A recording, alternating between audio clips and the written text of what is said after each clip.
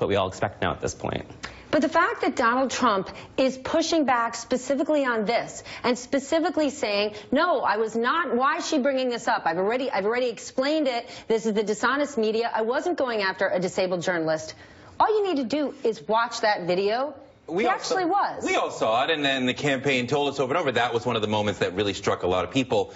The beginning of Meryl Streep, however, was even more powerful for me, just noting we in Hollywood are from across the tracks. We are from everywhere. I'm Meryl Streep, may be elite now, but I was a public school girl in New Jersey. You know, Viola Davis, elite in Hollywood, comes from a sharecropper's cabin. I mean, like, you know, these are not people who were, you know, to the manor born, like Donald Trump. These are people who come from nowhere, you know, the theater school kids or the theater class kids who wanted to make a career out of it. So, you know, I mean, these are just everyday Americans who did very well. Is that not the American dream?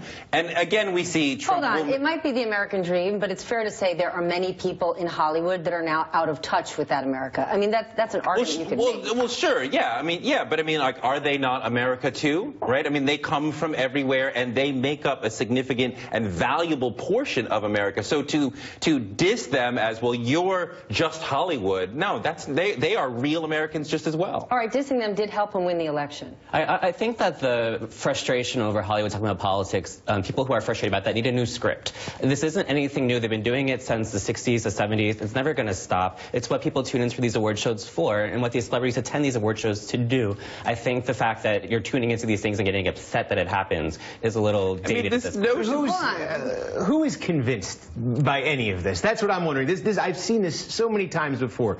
To watch that scene, Hollywood, that room, I'm guessing, was 99.9% anti-Trump in the election. That might be understating it. That reeks of self-satisfaction, what's going on in there, political self-satisfaction. Who is convinced, who is persuaded by that message, who wasn't already persuaded, who didn't already agree with that? By the same token, Donald Trump's response. Who is going to be swayed? Who is going to be convinced by Donald Trump taking to Twitter and looking very petty and looking very vindictive? And all I can think about, it's that red in that blue map, the red counties, the blue counties, that deep cultural divide. Every episode like this just drives that deeper and deeper on both sides. Let me just ask you this. Hold on. Which Donald Trump should we listen to? The awards are over, and who does Donald Trump get on the phone with at midnight? The New York Times, who he slams every chance he can get. Then he wakes up and leads the day with the dishonest media, as Kellyanne Conway yesterday on Meet the Press, talking about the Russian hacking, was asking people to look at the Washington Post, the New York Times. So what is Donald Trump's position as it relates to,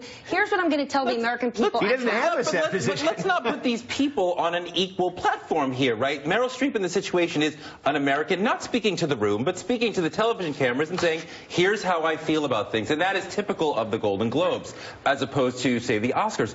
But, you know, Trump is, of course, the president-elect. He should not be attacking specific Americans and dissing them as if this is some playground here. You're overrated, Meryl. Touré. She has the right to speak, and he should listen. She might have the right to speak, but no one changed their vote last night. All they did was feel more impassioned about the side they were on and made a whole lot of people entertained. All right, Kevin, thank you so much for joining us. You two aren't going